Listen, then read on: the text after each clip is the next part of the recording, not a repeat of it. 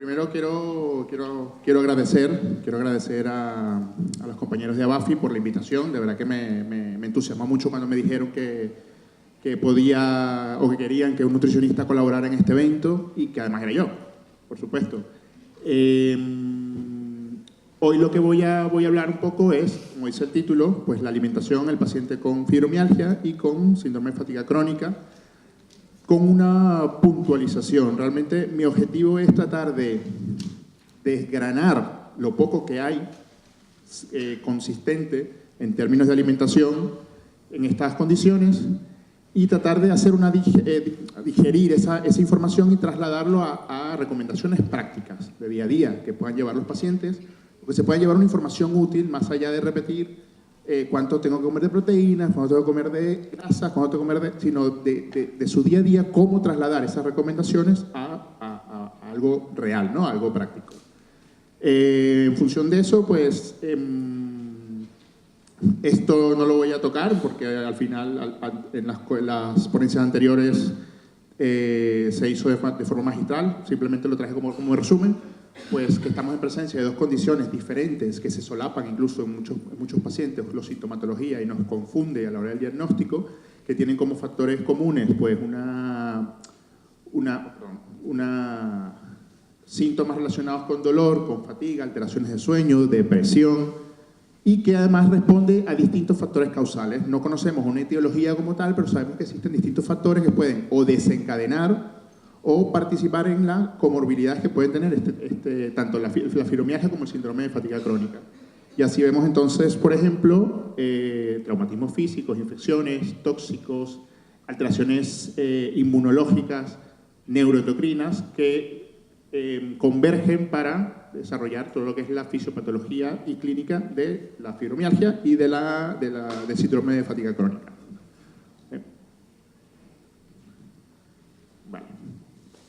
Tratamientos propuestos, pues ya se comentó también bastante: tratamientos farmacológicos, no farmacológicos, terapias conductuales, biofeedback, ejercicio físico, luego dieta, interrogado, ¿vale? Ya veremos por qué.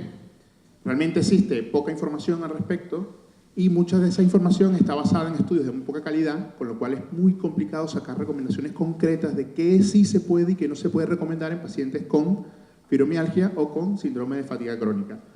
Una de las razones, ¿vale?, es porque cuando nosotros hacemos una valoración nutricional, y por eso traje este modelo, que es el modelo de proceso de evaluación nutricional que solemos seguir, ¿vale?, nos encontramos con que cuando se hace la historia clínica, pues estamos en presencia de una condición que está asociada a muchas otras alteraciones.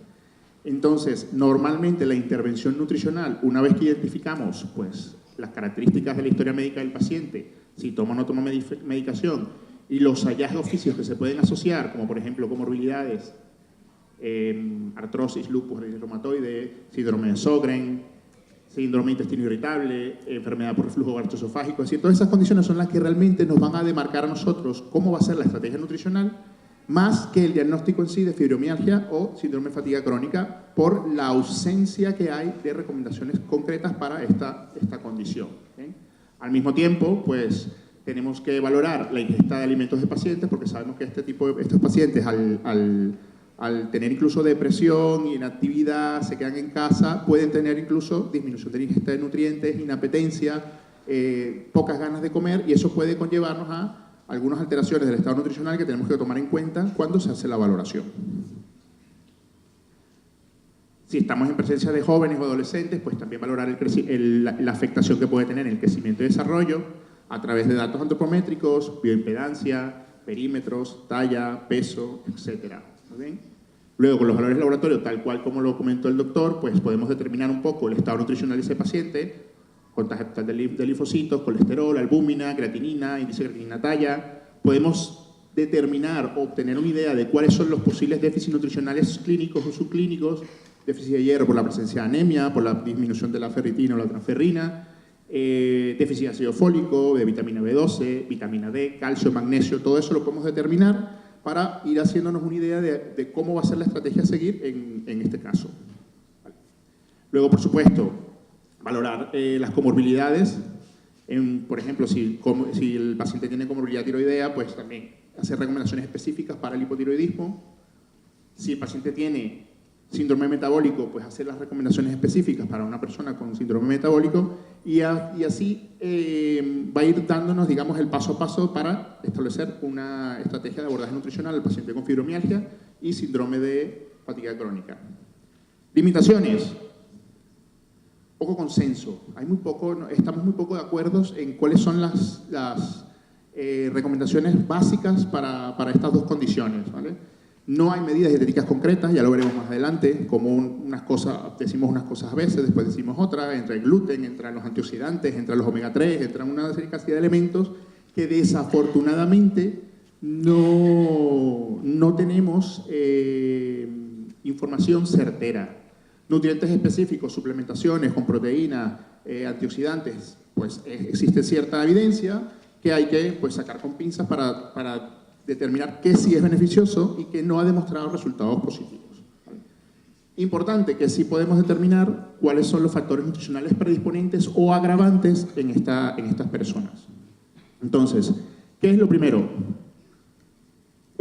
Lo primero que tenemos que saber es cómo el diagnóstico de fibromialgia o síndrome de fatiga crónica puede afectarnos el estado nutricional o al revés, cómo el estado nutricional de una persona puede hacer o predisponer a que sufra de estas condiciones.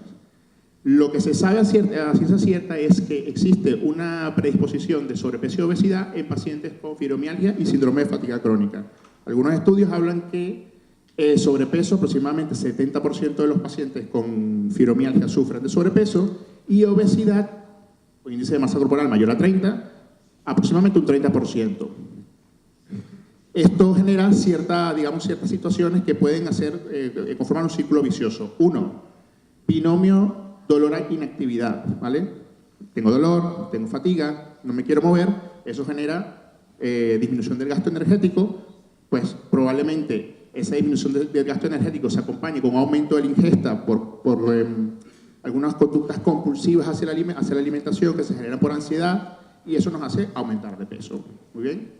Sin embargo, y esto es una alerta que dan todas las guías de tratamiento para fibromialgia y síndrome de fatiga crónica, no se sabe realmente si el sobrepeso se debe a la enfermedad en sí, es decir, tener fibromialgia ya me conlleva a tener sobrepeso, o si el aumento de peso predispone a las personas con algún riesgo de tener esta enfermedad a desencadenarla. Eso todavía no se ha podido establecer. Con lo cual, lo único que sabemos es que hay que tratar el sobrepeso porque el sobrepeso va a mejorar, de punto de vista significativo, la salud de esas personas. Luego tenemos el otro espectro. Sobre todo, se ve mucho más en síndrome de fatiga crónica cuando este se diagnostica en adolescentes. Muy bien. En este caso, existe una inapetencia, ¿vale? Y fatiga además está acompañado de síntomas gastrointestinales como náuseas y vómitos que hacen que la persona deje de ingerir alimentos o ingiera de forma deficitaria. Si estamos hablando de población vulnerable como adolescentes o mujeres en edad de adolescencia o embarazadas, pues podemos entrar en un ciclo de disminución de los indicadores de estado nutricional hacia la malnutrición por déficit y, por supuesto, un mayor compromiso y riesgo nutricional en estas personas. Con lo cual, también tenemos que valorar que aunque el sobrepeso y la obesidad tienen una alta prevalencia en este tipo de pacientes, no debemos descartar que también podamos encontrarnos malnutrición por déficit o inclusive malnutriciones subclínicas de micronutrientes por esa mala alimentación o por esa migración a alimentos más refinados y menos alimentos tipo verduras, legumbres, etc. Con lo cual, el hecho de que la persona tenga sobrepeso no significa que pueda tener déficit de vitamina A, de vitamina D, de hierro, de calcio, etc. Entonces, como nutricionista, disculpen, voy a tomar un poquito de agua.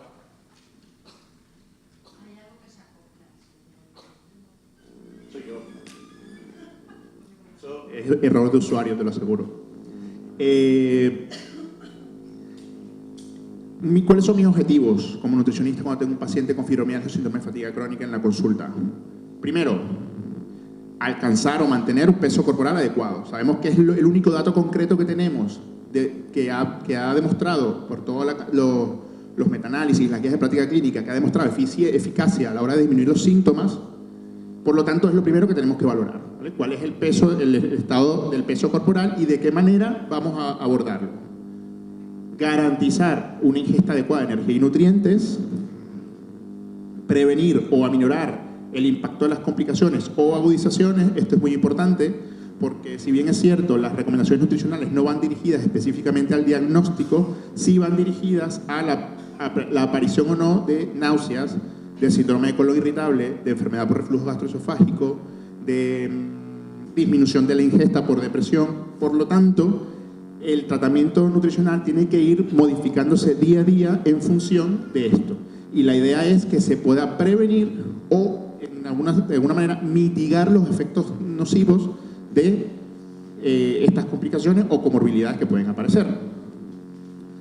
Por supuesto, todo debe ir enfocado en fomentar adopción de hábitos de vida, de alimentación saludable, ¿vale? Porque al final es lo que nos va a garantizar que se pueda mantener esta recomendación a largo plazo, y no tiene mucho sentido, a la luz de la evidencia, enfocarnos en nutrientes específicos, comidas específicas o patrones específicos. Lo importante es valorar qué es lo que viene haciendo el paciente, hacer las modificaciones en función de sus propios hábitos e ir impulsándolo a generar hábitos de vida, de alimentación saludable y de vida, porque tenemos que meter la actividad física, que lo puedan mantener a largo plazo, que no le resulte un trastorno total de su forma de vivir. O sea, si ya de por sí tiene toda la carga del diagnóstico de la enfermedad, de la sintomatología, de la depresión, si yo como profesional le voy a obligar a comer de una manera que nunca en su vida se había pautado, pues creo que no vamos a tener muy buenos resultados. Entonces la idea es generar esos hábitos de forma gradual para que sean sostenidos en el tiempo. Y por último, pues sobre todo en niños, que todo esto nos permita promover un correcto crecimiento y desarrollo. Bien, energía y nutrientes. No hay consenso de cuánto debería ser el aporte energético de un paciente con fibromialgia o con síndrome de fatiga crónica. A diferencia de otras enfermedades crónicas, por ejemplo, enfermedad renal crónica, donde sabemos que el paciente está hipercatabólico, en diabetes mellitus tenemos también ciertos parámetros. Con estas dos condiciones no es así, ¿vale? Sin embargo, tenemos que considerar el estado nutricional previo, es decir, si el paciente tiene un diagnóstico de sobrepeso o obesidad, pues tendremos que hacer un plan de alimentación adaptado a esa condición, haciendo ciertas restricciones calóricas. La edad, si es un niño o adolescente, tendremos que aceptar una alimentación con la energía necesaria para favorecer el crecimiento y el desarrollo.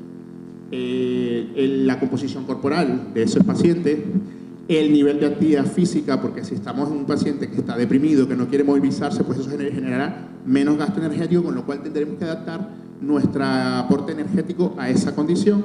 Y una cosa muy importante, que es la medicación, ¿vale? En la conferencia anterior se habló de 2 o 3 medicamentos que se suelen usar con mucha frecuencia en este tipo de pacientes, ¿vale? Uno era la minotritilina y la otra, que al ser un antidepresivo tricíclico puede generar o está asociado al aumento de peso. Entonces, este tipo de pacientes tenemos que considerar que a lo mejor tienen una serie de medicaciones que pueden conllevarlo o predisponerlo a aumentar de peso. Al mismo tiempo, cuando eso se combina con inhibidores de la recaptación de serotonina, tomando en cuenta que el medicamento base ya también tiene ese efecto, tenemos que evitar dar complementaciones de complementos nutricionales tipo triptófano y cosas de esas luego, porque también deberíamos prevenir complicaciones asociadas a síndromes serotoninérgicos, etc. Entonces todo eso hay que tomarlo en cuenta cuando estamos valorando un paciente con fibromialgia y síndrome de fatiga crónica. Luego, los relajantes musculares pues te pueden generar una disminución de la tasa metabólica en reposo, que también nos conllevará a menos gasto energético total. Hay algunos estudios que se han querido ir un poquito más allá y han valorado el gasto energético de pacientes con fibromialgia y con síndrome de fatiga crónica. Este en particular es un estudio muy pequeño, pero me llamó la atención, ya que ellos lo que hicieron fue determinar en 15 mujeres sanas con fibromialgia, comparados con 15 controles sanos, la tasa metabólica en reposo a través de calorimetría indirecta, que digamos es el gol estándar para saber cuánto gasta de energía una persona, y ecuaciones predictivas. Se dieron cuenta, o ellos concluyeron, que la tasa metabólica en reposo era menor en las pacientes con fibromialgia que en las pacientes sin fibromialgia, en ausencia de alteraciones del funcionalismo tiroideo, con lo cual pudieron también sacar un poco la posibilidad de que fuera una de las razones por la cual caía la tasa metabólica. Aún así, no podemos decir que todos los pacientes con esta condición van a tener una tasa metabólica en reposo menor que una persona que no. Entonces, ¿qué podemos hacer? Pues, en principio, hasta que se diga lo contrario, hay que mantener las indicaciones de una dieta saludable para una persona sana. Esto, en términos generales, y luego ir adaptándolo a las individualidades de cada paciente, a las comorbilidades que presente, al estadio de la enfermedad y a las posibles alteraciones gastrointestinales que pueda estar presentando al día a día. Por lo tanto, pues basarse en las recomendaciones de la OMS en términos de planificación nutricional no es descabellado. Además, es lo que realmente recomiendan la mayoría de las guías. ¿Bien? Entonces, cuando hablamos de patrones alimentarios, nos referimos a esa serie de técnicas, de conductas y de preferencias que tenemos de nuestra alimentación al día a día. Existen muchísimos, ¿vale? Actualmente, digamos que estamos muy abocados a enaltecer los beneficios de la dieta mediterránea, pero sí es verdad que se han planteado para lo que es el paciente con fibromialgia y síndrome de fatiga crónica, varios distintos tipos de patrones alimentarios. Aquí simplemente nombro 3, que son los más comunes, ¿vale? La nueva dieta paleo, ¿vale? Que tiene como objetivo quizás ir a una alimentación evolutiva, entre comillas, donde quitas la ingesta de cereales, de leguminosas y de todo aquello que en principio no se producía en el paleolítico, es decir, de productos generalmente de agricultura, ¿no? La dieta vegetariana, la dieta mediterránea. En este caso, ¿vale? Las investigaciones sobre el efecto de los distintos patrones en pacientes con fibromialgia y síndrome de fatiga crónica no han arrojado conclusiones, digamos, potentes acerca de cuál patrón sería mejor. De hecho, comparando el Mediterráneo con dieta vegetariana, cruda y vegana, se dieron cuenta que no había diferencias, con lo cual no se puede decir que un método o un patrón es mejor que otro, ¿vale? Las conclusiones son que la idea es enfatizar la importancia de comer de forma saludable, ¿vale? Y sobre todo tratar de disminuir el tamaño de las porciones, distribuirlas a lo largo del día, sopesando las posibles alteraciones gastrointestinales que puedan tener esos pacientes. Eso lo explicaré un poquito más adelante. Con respecto a la dieta vegetariana, seguimos un poco igual. En este momento no hay pruebas suficientes para recomendar dietas específicas como la vegana, ¿vale? Sin embargo, hay cierta evidencia que habla de que una dieta vegetariana podría reducir los síntomas de fibromialgia, hipotetizando en ese eje triptófano-serotonina que podría verse modificado o modulado con dietas menos ricas en proteína animal y favorecidas por proteínas vegetales. Sin embargo, muy pronto para decir algo, por lo tanto, todavía no se ha podido establecer que todo paciente con fibromialgia debería, o con síndrome de fatiga crónica, debería consumir una dieta vegetariana, porque eso disminuiría los síntomas de fatiga, de dolor, etc.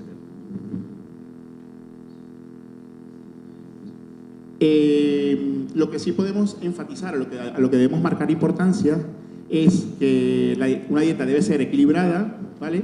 Y que tenemos que trabajar con el paciente para desarrollar estrategias que puedan minimizar la aparición de las complicaciones. Aquí es donde tenemos más reto, porque al final el día a día lo que nos va a llevar es a tratar las náuseas, los problemas de deglución, el reflujo gastroesofágico, boca seca, sobre todo cuando está tomando ciertos medicamentos, dificultades para comer alimentos, depresión, anorexia, etc. ¿Vale?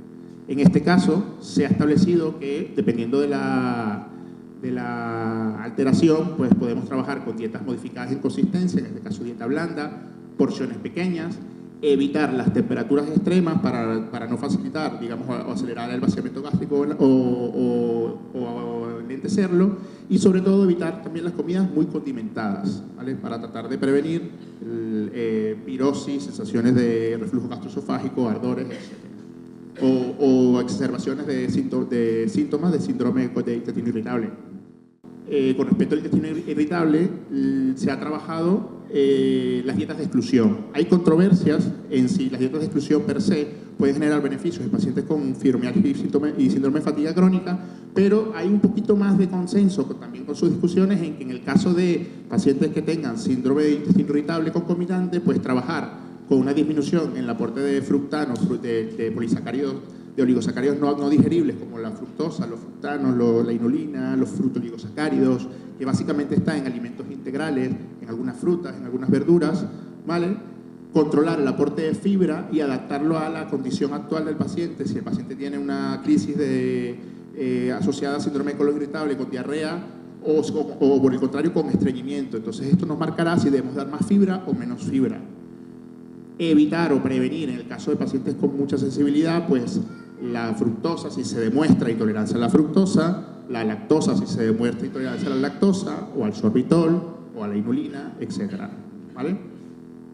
Si una persona, esto es una alerta que también nos dan las guías, si una persona con síndrome de fatiga crónica y fibromialgia realiza una dieta de exclusión o manipulación dietética, siempre debe estar guiada por un nutricionista, porque existe el riesgo de generar alguna desnutrición específica de algún micronutriente. Un poco esto va sumado a que, aunque, como lo veremos más adelante, excluir ciertos nutrientes puede ser lógico en algunos pacientes, como todo al final termina siendo modas, como el caso de la risoterapia que comentaba, entonces todos los pacientes quieren restringirse el gluten, o todos los pacientes quieren hacer una dieta FODMAP, o todos los pacientes quieren quitarse la caseína, la lactosa, y puede ser que en algún caso pues generemos algún déficit nutricional, sobre todo de las vitaminas y minerales más asociados a déficit en estos pacientes, como el hierro, el calcio y la vitamina D. Entonces hay que tener mucho cuidado cuando queremos dar una recomendación de excluir algún alimento o algún nutriente, a menos que se demuestre la intolerancia o la sensibilidad.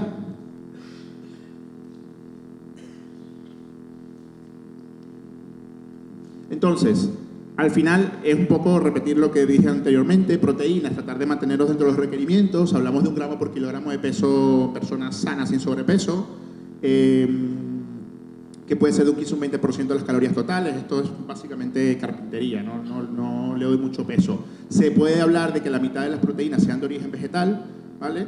Un 75% de alto valor biológico y un 25% de origen vegetal, y sobre todo evitar los excesos, tratar de favorecer la ingesta de proteínas de buena calidad, bajas en grasas, legumbres, frutos secos, pescados azules que además aportan grasas omega 3, evitar las carnes rojas o procesadas, o disminuir su ingesta al menos una vez cada semana o cada 15 días, a menos que tengamos un déficit de hierro, el paciente coma pocos vegetales y pues no tenga ninguna contraindicación para este tipo de alimentos, pues se le podría plantear también, ¿vale?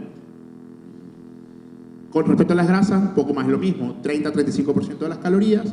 Debemos enfocarnos mucho en aumentar la ingesta de alimentos ricos en grasas insaturadas, tanto mono como poliinsaturadas, ¿vale? En este caso pues tenemos el aceite de oliva como estrella en este grupo, pero no podemos olvidar que tenemos también los frutos secos, la chía, que nos aportan además de eso omega 3, si bien es cierto son los omega 3 vegetales, ¿vale? Pues debido a la poca ingesta de pescados que solemos tener, pues es una fuente más de este nutriente. Y de las grasas saturadas, pues tratar de controlarlas, ¿vale? A menos, sobre todo si hay un paciente con síndrome metabólico, además de eso pues está presentando dislipidemias, pues un poco controlar la ingesta de grasas saturadas, sobre todo provenientes de origen animal, y las grasas trans, evitarlas en la medida de lo posible, ¿vale? Un poco las recomendaciones generales que debemos ir trabajando. Carbohidratos, lo mismo. Enfocarnos en carbohidratos de absorción lenta, complejos, ricos en fibra, ricos en micronutrientes, y evitar los azúcares refinados. ¿Por qué? Porque nos aumentan la respuesta insulínica, aumentan la síntesis y depósitos de grasa que podrían exacerbarnos un síndrome metabólico, o un paciente con obesidad podríamos aumentar los riesgos cardiovasculares. Y en el otro caso, todo lo contrario, aumenta la respuesta insulínica es menor, sacia más, con lo cual podremos también controlar mucho los episodios de apetito elevado, de hambre emocional, con picoteo o trastornos compulsivos hacia la comida, trabajando con alimentos que nos aporten más fibra y más saciedad. Muy bien, esto a manera general, ¿no? A manera de las recomendaciones que al menos lo que dicen las guías de práctica clínica y lo que dicen la mayoría de los consensos. Luego vienen las preguntas necesarias, porque son el día a día, lo que todo paciente nos acude a nuestra consulta y nos dice: me dijeron que no debo tomar gluten, me dijeron que no puedo hacer esto, me dijeron que tengo que tomar omega 3. Pues he hecho un poco una revisión de qué hay sobre este tipo de cuestiones y esto es lo que hemos conseguido. ¿Se beneficia un paciente con fibromialgia y síndrome de fatiga crónica con una dieta sin gluten? Es la pregunta, y de hecho el doctor me lo adelantó en su ponencia. Primero, bueno, un poco para que todos estemos al tanto, que el gluten es una proteína que está presente en una serie de cereales familiares del trigo, ¿vale? Que es una proteína que está compuesta por prolamina y glutenina y que sobre todo la fracción prolamina genera ciertas reacciones de hipersensibilidad una vez que las ingerimos, ¿vale? No toda persona que ingiere gluten va a tener esta reacción. No toda persona es sensible al gluten, no toda persona es celíaca. Sin embargo, existen ciertas patologías que parecen tener vínculos con alteraciones en lo que es la tolerancia a la proteína del gluten, en específico a las prolaminas. ¿Por qué hago este énfasis? Porque aunque es verdad que asociamos el gluten con el trigo, realmente toda la familia de cereales derivados de este tienen gluten o alguna proteína similar. Por ejemplo, el centeno es un tipo de trigo, tiene gluten, menos carga que el trigo común, que el trigo durum, pero tiene gluten.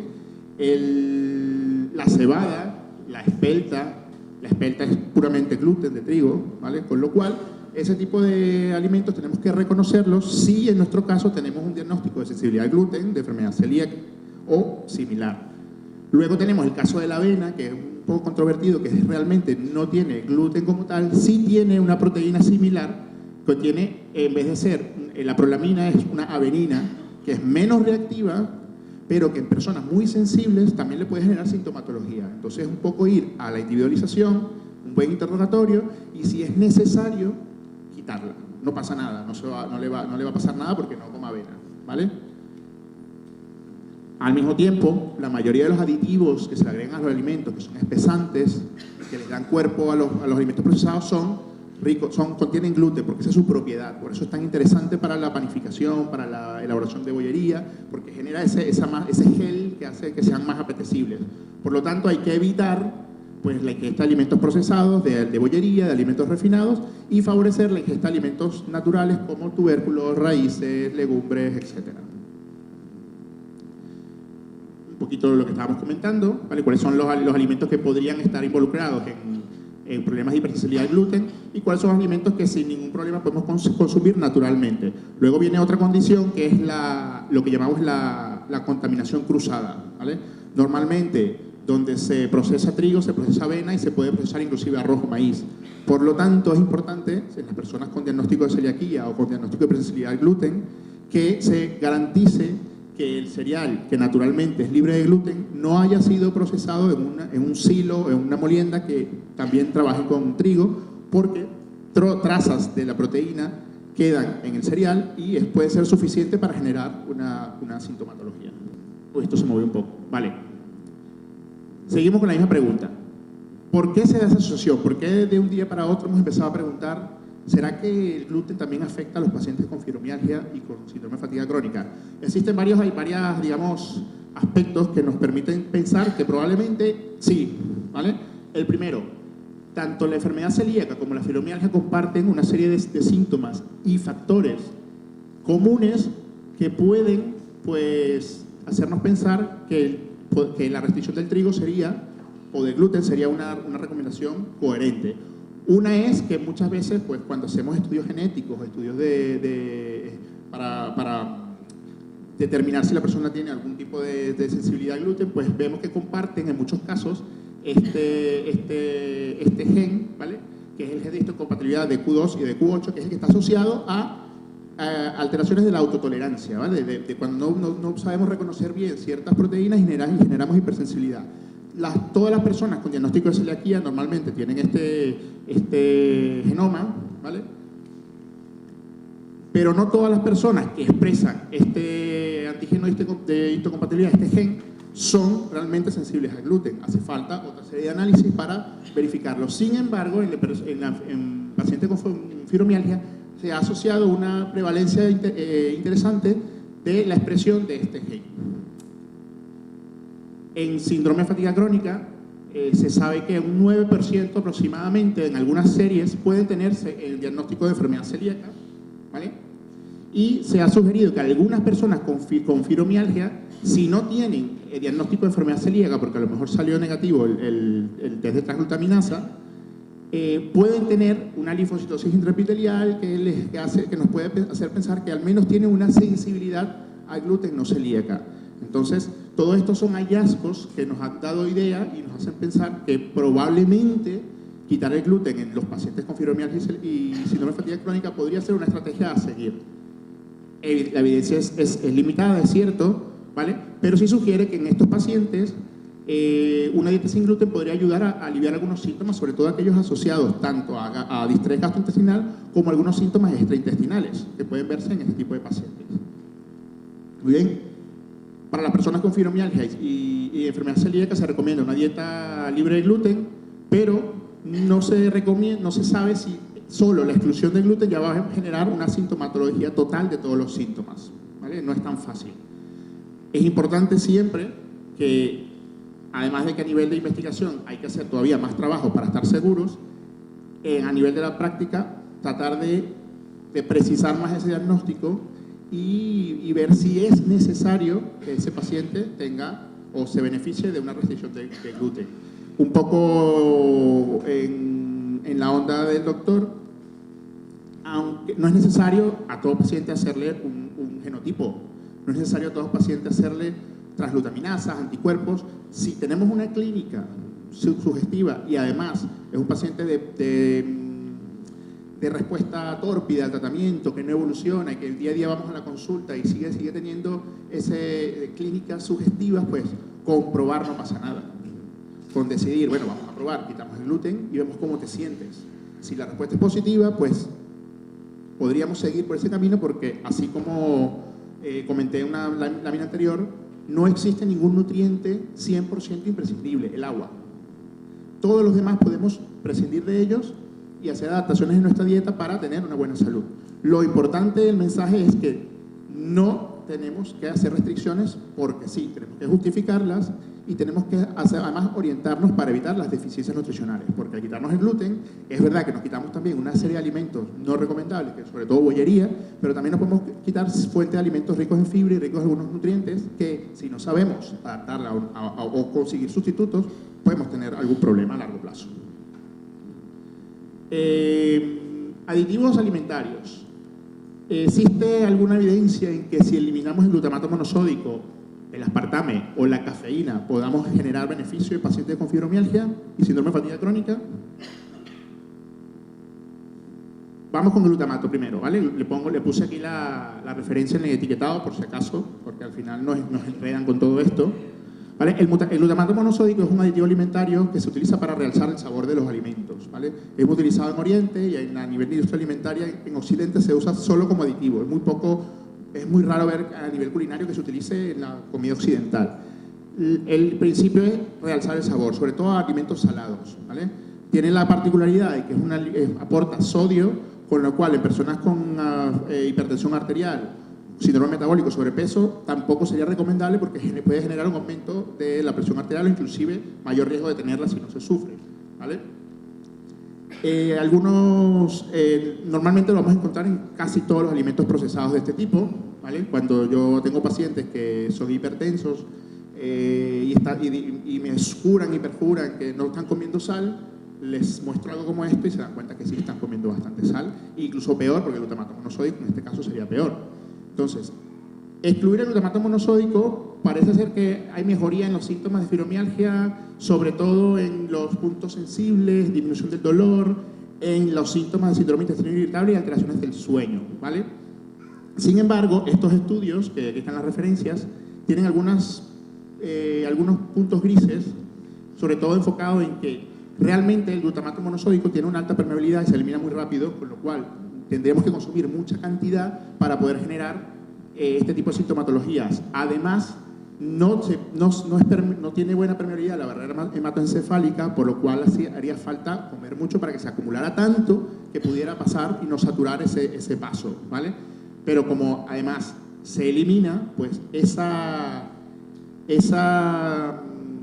digamos que ese aspecto es lo que hace dudar de si quitarlo, solo por eso es beneficioso. Es beneficioso porque sí, y ahí tendríamos que salirnos del tema, es beneficioso porque realmente es dañino por otras causas, pero no necesariamente va a afectar los síntomas de fibromialgia o de síndrome de fatiga crónica. Dosis elevadas de glutamato monosódico podrían elevar síntomas en esta condición, pero hace falta mucho más para estar claro. Sin embargo, yo como profesional, si me lo preguntan, yo diría que se los quitaran sin ningún problema. Aspartame. Aspartame es un edulcorante no calórico, utilizado mucho en dietas para control de peso, en pacientes diabéticos. Tiene publicaciones hasta el día de hoy muchísimas, hacia distintos niveles, ¿vale? Y existe la hipótesis de que la ingesta de alimentos ricos en aspartame o que contengan aspartame puede generar aumento o exacerbación de la sintomatología en pacientes con fibromialgia o síndrome de fatiga crónica. Solo hay un estudio, o por lo menos dentro de las revisiones de sumario que conseguí, solo hay un estudio que ha valorado esto y pues prácticamente no tienen respuesta. Importante, a nivel intestinal, algunos edulcorantes no calóricos pueden generar cambios en la flora intestinal, de eso hay varios trabajos que se están utilizando ahora, digamos que es la mira que se tiene ahora. Probablemente eso sí podría exacerbar síntomas intestinales de síndrome de intestino irritable, distensión abdominal, gases, meteorismos, ¿vale? Y entonces, suprimir o controlar la ingesta de alimentos que tengan este producto sería recomendable, ¿vale? Sin embargo, es verdad que la única fuente de aspartame es alimentos procesados, dietéticos, o lo que usamos para endulzar, ¿vale? Existe una dieta, un tope de ingesta recomendable y realmente para sobrepasar esos niveles tendríamos que hincharnos todos los días a comer esto. La mejor recomendación es decirle a las personas que eviten consumir alimentos que obligatoriamente estén edulcorados, es decir, no tu yogur tiene que ser edulcorado, no qué sé yo, a ver si me guío de la chuleta que tengo aquí, bueno, los refrescos ni contarlos, pero tenemos esa pequeña propensión a que vamos al supermercado, nos vamos a la línea de dietéticos y todo lo que diga light, ligero, edulcorado será mejor y eso es falso. Entonces, que lo use para endulzar el té, para endulzar el café, pues no pasa nada. Pero si además de eso tomo refresco, mi yogur es edulcorado, hasta la sopa es edulcorada, pues obviamente ahí sí podemos ser que a largo plazo tengamos algún tipo de sintomatología y si hablamos de pacientes con predisposición a tener síndrome de colon irritable, a tener distrés gastrointestinal, pues a lo mejor le estamos poniendo todo mucho más fácil para que la pase mal. Entonces, la recomendación sería evitarlo porque no se sabe a ciencia cierta lo que puede hacer. ¿Y la cafeína qué? La cafeína se ha propuesto por ser estimulante, y no existe mucha información si se debe o no consumir grandes cantidades de cafeína. Realmente no hay nada de cafeína en fibromialgia y síndrome de fatiga crónica. Haciendo búsquedas en distintas bases de datos, prácticamente cero. Con lo cual, las guías lo que recomiendan es seguir las recomendaciones saludables de cafeína, ¿vale? Existen varias, las recomendaciones van entre 200 a 400 miligramos por día, muy bien, que podría ser hasta 5 tazas pequeñas, pero bueno, en la medida de lo posible, si la persona no tiene otras condiciones que puedan verse afectadas por la ingesta de cafeína, pues moderar el consumo sería la recomendación más acertada. Bien. Suplementos, vitaminas, minerales que puedan mejorar los síntomas.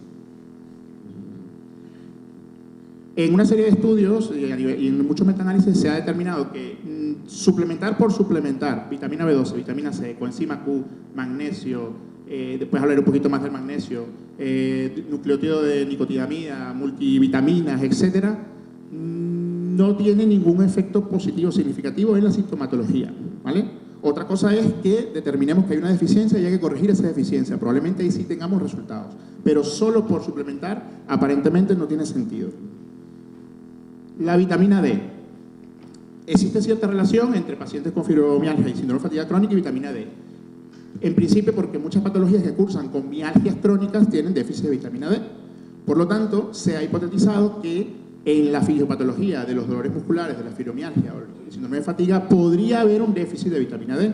Se han hecho muchos estudios, se ha valorado esta relación y es verdad que existe cierta correlación entre déficit de vitamina D, estamos hablando de valores entre 20, menores a 20 microgramos por milimol, pero no se ha podido establecer realmente la asociación directa entre el déficit y la enfermedad. Se habla de que las infecciones, procesos inflamatorios, la activación de las citoquinas proinflamatorias podrían implicar una mayor utilización de esta vitamina por la regulación o la relación que tiene esta con el sistema inmunitario que actualmente está muy en boga, ¿vale? Al mismo tiempo, lo que sí se sabe es que probablemente esa deficiencia no sea por la patología en sí, sino por la poca movilidad que hace que los pacientes se pongan mucho menos al sol, con lo cual la síntesis endógena, que es realmente la más importante para mantener los niveles de vitamina D, sí se ve condicionada y por eso podemos ver esas prevalencias de déficit de vitamina D en estos pacientes.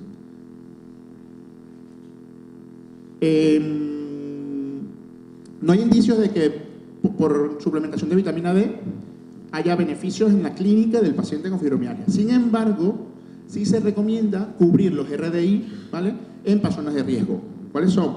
Personas mayores de 70 años, personas cuya exposición solar no podamos garantizar que cubra los mínimos recomendables. ¿Por qué? Porque tienen poca movilidad, porque tienen poca exposición al sol o porque previa analítica salga uno en déficit, ¿vale?, que actualmente es un examen que está haciendo mucho de rutina. Tomando en cuenta, además, que si el paciente viniera hoy y tiene déficit hoy de cara a los meses de invierno, la exposición solar es mucho menor, pues en ese paciente probablemente sí sería necesario suplementar para corregir el déficit. A nivel alimentario, pues la mayoría de alimentos fuentes de grasas animales son ricas en vitamina D, algunos cereales fortificados, algunos zumos, sobre todo los pescados azules, el huevo, la yema del huevo, son fuentes ricas de vitamina D. Es una vitamina que comiendo variado podemos digamos que obtener una cantidad suficiente, pero en algunos casos pues se podrá suplementar. Otros suplementos, ácidos grasos omega 3. La hipótesis gira en que al ser una enfermedad inflamatoria, pues modular con ácidos grasos omega 3 que activan pues otra vía inflamatoria menos reactiva de las ciclooxigenasas 3, etcétera, podría mejorar la sintomatología. Sin embargo, eso no se puede demostrar, ¿vale? No hay evidencia de que recomendar suplementos de omega 3 genere mejorías, ¿vale? Se recomienda a las personas que consuman suficientes pescados azules, sobre todo, por lo menos 2 o 3 veces por semana, para garantizar la ingesta mínima recomendable de omega 3. En los trabajos donde se ha tratado de relacionar suplementación y síntomas, se habla de dosis de 2 hasta 4 gramos al día. Eso es muy difícil alcanzarlo con alimentación, pero en vista de la falta de evidencia, lo importante es mantener la recomendación de ingesta. La vitamina B6, un poco por la teoría serotoninérgica, ¿vale?, la relación entre el triptófano y la serotonina. La vitamina B6 está vinculada en la conversión de triptófano, que es un aminoácido muy abundante en nuestra dieta, al neurotransmisor serotonina. Sin embargo, esta teoría incluso no es muy aceptada por los mismos psiquiatras y psicólogos que trabajan depresión. Por lo tanto, suplementar con vitamina B6 no parece tener significancia, sobre todo porque cuando se hacen los trabajos es difícil conseguir un trabajo que solo utilice vitamina B6. Normalmente utilizamos un complejo vitamínico y no podemos separar a qué se debe el efecto positivo. Magnesio. Hay estudios pequeños, de dimensiones pequeñas, que sugieren que suplementar magnesio de 300 a 600 miligramos por día puede ayudar a aliviar los síntomas, sobre todo dolorosos, en pacientes con fibromialgia, ¿vale? ¿Cuál es la duda? Que primero son estudios muy pequeños, sobre todo estudios de casos control, estudios de pilotos, ¿vale? Y sabemos que en dosis mayores a 350 miligramos podríamos generar diarrea osmótica, podríamos generar paso de agua hacia el intestino y diarrea. Si un paciente además ya tiene síntomas intestinales, pues esto le podría agravar mucho. Por lo tanto, tampoco se sugiere suplementar de forma sistemática. Otros suplementos y terapia, ya voy a terminar. Antioxidantes, pues antocianinas, polifenoles, clorela, ribosa, se plantea como terapias para reducir el estado de oxidación e inflamación, desde el punto de vista de que estos pacientes tienen una mayor oxidación o un estado proinflamatorio, ¿vale? Ribosa, que es un carbohidrato, un monosacárido que participa en la producción de nucleótidos para el ADN. Un solo estudio, ¿vale?, muy pequeño, evidenció algún beneficio, pero los resultados no fueron significativos. Un solo estudio. Clorela, que es una alga rica en muchos antioxidantes y muchos micronutrientes. 2 estudios con muchos que se habla, que tienen muchos sesgos, ¿vale? Hablan de que hay una mejoría de la sintomatología dolorosa a los 3 meses, por consumo de 10 gramos día, ¿vale? Yo les dejo la referencia y les digo el número 2 estudios. Antocianinas y antocianidinas, que son flavonoides, polifenoles, ¿vale? Un estudio randomizado, controlado por placebo de solo 10 personas, ¿vale? Demostró mejoría en la sintomatología, sobre todo trastornos del sueño y fatiga, con suplementación de antocianinas procedentes de los arándanos, ¿vale? Dosis alrededor de 80 gramos, más o menos. ¿Vale? Sin embargo, todo concluye en que no tenemos suficientes datos al día de hoy para poder suplementar de forma sistemática. Cuando digo sistemática me refiero a que si en algún caso, en este no, pero en el caso de algún micronutriente detectamos la deficiencia, se podría suplementar, si pensamos que por la ingesta no será, ¿vale? Unas últimas consideraciones, y esto las traigo porque me llamaron la atención mientras leía las guías, y un poco también hacia el ejercicio físico y hacia no recomendar por recomendar. Las guías hablan de que no hay pruebas suficientes de que terapias complementarias sean tratamientos efectivos. Cuando me refiero a esto, me refiero a homeopatía, a acupuntura, etcétera, ¿vale? Sin embargo, sí hacen hincapié en que muchos pacientes, debido a la falta de respuesta que tienen con sus tratamientos, hacen uso de estas terapias y sienten beneficios. Por lo tanto, pues queda decisión de la persona, pero se tiene que decir que al día de hoy no se cuenta con evidencia para recomendarlas 100%. Y luego los consejos genéricos. Muy bien, eso de, quítate esto. Puse este ejemplo porque es uno de los más comunes. Haz ejercicio vigoroso. Ojo, porque ya hemos visto en las presentaciones anteriores que no necesariamente un ejercicio vigoroso será positivo. Eso hay que adaptarlo al paciente y a su condición. Por lo tanto, siempre el consejo tiene que venir de una persona profesional, que tenga los conocimientos y evitar los consejos del cuñado, como digo yo, ¿vale? En conclusión, dieta variada, una dieta rica en antioxidantes naturalmente, comer frutas, verduras, legumbres, frutos secos, frutas y hortalizas, al menos 400 gramos al día. Eso es más o menos decir que la mitad de tu plato siempre tiene que ser alimentos de origen vegetal. Ya estoy Usain Bolt. Azúcares libres, menos del 10%, yo pongo 5%, pero realmente si no se come azúcares libres no pasa nada tampoco. Grasa, sobre todo monoinsaturada y poliinsaturada, de origen de aceite de pescado, aguacate, frutos secos, aceite de oliva, aceite de cánola, que aquí no se distribuye, pero bueno, una fuente de omega 3. Evitar las grasas trans, sal, menos de 5 gramos al día, más o menos una cucharadita pequeña de té, y sobre todo evitar el sedentarismo según la condición física. Bien. Para terminar, pensar positivamente, es importante, ejercicio todos los días, comer de forma saludable y de verdad, mientras menos, esto es una cosa que digo a mis pacientes en la consulta, mientras menos tengas que buscar instrucciones para entender qué estás comiendo, mejor. Ir al mercado no es ir a comprar un mueble de IKEA, que cuando llego a la casa tengo que leer las instrucciones para saber cómo me lo tengo que comer. Eso significa que estamos haciendo uso excesivo de los alimentos procesados. Mientras menos envoltorio, mientras menos etiquetado, mejor. Entonces es comer sano y real. Trabajar duro, es decir, trabajar con ímpetu, con ganas. Permanecer fuertes desde el punto de vista emocional, preocuparnos menos, bailar, divertirnos y ser felices. Y para todo lo demás, consultar con un nutricionista, que aquí está la página del colegio. Muchas gracias.